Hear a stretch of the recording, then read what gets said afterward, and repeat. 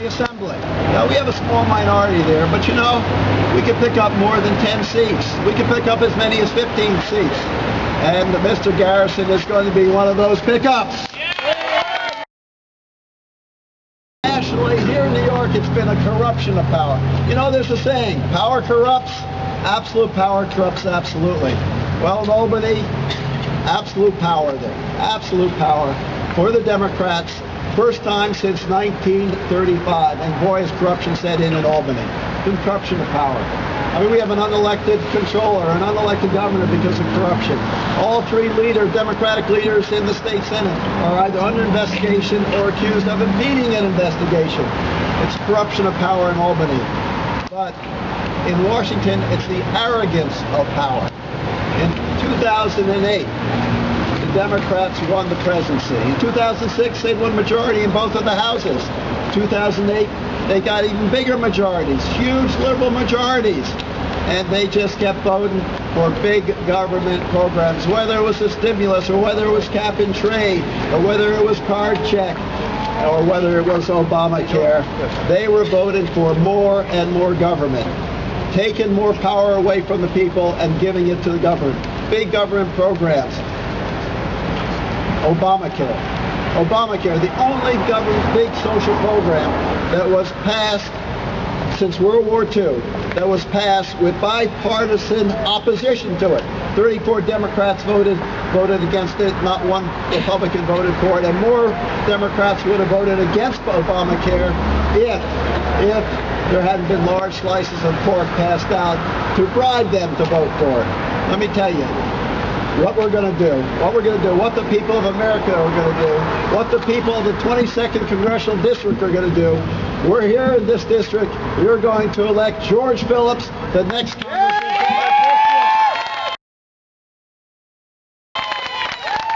And across America, this is going to happen, and we're going to elect a Republican majority in the House of Representatives. And Speaker Pelosi will no longer be the Speaker of the House of Representatives. John Boehner will be the Speaker. And we're going to repeal Obamacare.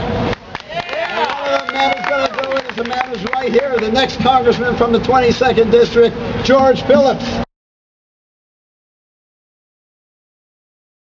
Chairman Cox, may I ask you now that, thank you for bringing us onto your bus, and I just want to take a moment and ask, this has been an incredible year for Republicans throughout the nation. We've seen that the response has been incredible. What is the outlook that you're seeing here in New York? What's the reaction of the crowds? Well, it feels like an incredible year. We'll find out in a second whether it has. But this is really one of those big wave years. You could see it coming after the 08 elections. And the reason for it is that one party now controls everything in Albany and everything in Washington. For the first time since 1935 in Albany, one party controls everything. And power corrupts, absolute power corrupts absolutely. So here in New York State, you've seen a real revolt, which is the reason we have to take back New York State.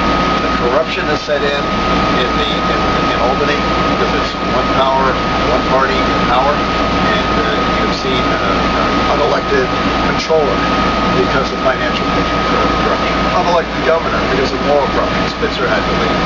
So the three Democratic leaders in the legislature are either under investigation or impeded or accused of impeding an investigation. And meanwhile, the people of New York State are hurting. The value of their homes has dropped. The value of their 401ks has dropped. There's 17% unemployment or underemployment. People are scared if they haven't already lost their job, are scared of losing their job. They are spending less, they are saving more. And what has happened in the last four budgets of the Spitzer-Patterson administrations, every one of them has raised spending, raised taxes, and raised fees, such that people in New York, at the time they're cutting spending, are getting taxed more for more government spending. And that's why they're in revolt. And they're in revolt, and that's why we're going to having big wins here in New York. We're going to have statewide wins for statewide office. We're going to win the majority back in the state Senate, which is very important for us to do. And we're going to win more seats in the Assembly than we have had in many, many years.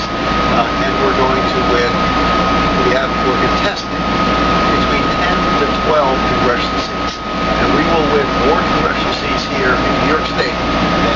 other state in the union can contribute to the Republican takeover of the House of Representatives so that we have insane government in Washington. The problem in Washington, where again, one party controls everything with large majorities in both houses, is the arrogance of power.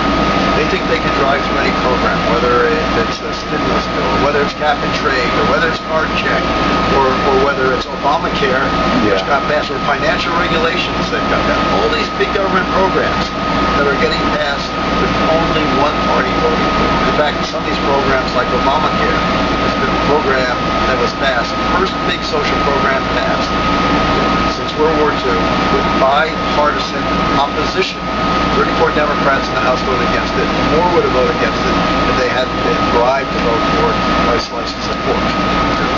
And so for that arrogance of power in Washington, people here in New York State and across the country want to elect representatives of the other party, that's Republican Party. Now, when we get in power, we're going to have to, we proved we're earning it. When you take a look at Chris Christie, what he's doing in New Jersey, he is following through what he said he's going to do. He's cutting spending and he's cutting taxes. And the people across this country are cheering for him. And that's branding the Republican Party that way. We're the party of fiscal responsibility. We're going to cut the deficits by cutting spending and raising taxes. That goes with the state deficit here in New York. The next governor has to pay us a $15 billion deficit. And nationally, it's $1.5 trillion deficit. That has to be, you have to take care of that deficit, just like families across this country in New York State are doing, by cutting spending, not by raising taxes. Well, thank you, Chairman. Thank you very much.